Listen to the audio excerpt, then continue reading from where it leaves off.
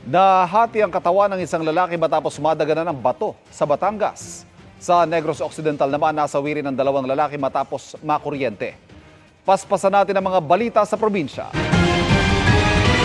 Lalaki nahati ang katawan matapos mabagsakan ng malaking bato at maipit habang nasa backhoe sa Tuy, Batangas. Ayon sa pulisya, kumakain ng tanghalian ng 34 anyo sa backhoe operator.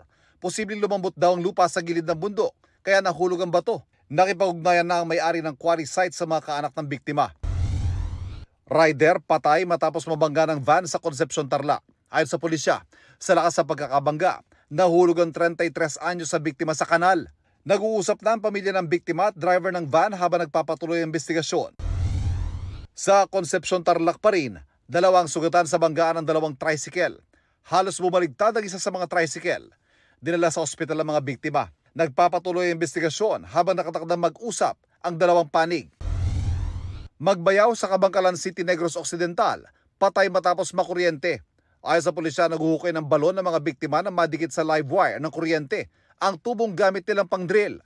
Dead on the spot ang dalawa na nagtamo na malubhang paso at sugat.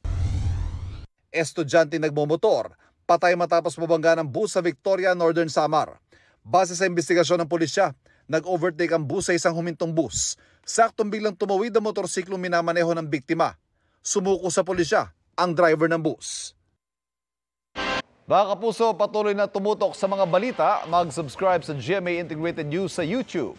Sa mga kapuso abroad, samahan niyo kami sa GMA Pinoy TV at www.gmanews.tv.